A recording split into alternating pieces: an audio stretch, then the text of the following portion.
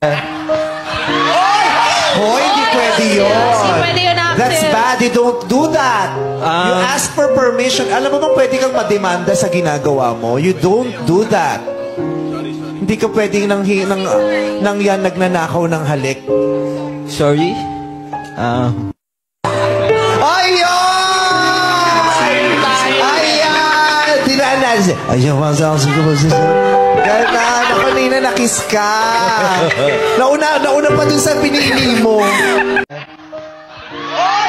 Hoy, hindi pwede yun. Hindi pwede yun, Axel. That's bad. Hi guys! Ako nga pala si Christine. So, kanina, pagising ko, nakita ko tong video na to. Tapos, nabasa ko sa comments na yung iba, galit. Tapos yung iba naman, naiintindihan talaga na nakikita nila na wala naman talagang ginawang mali si Axel. Mantotoo po kasi niya,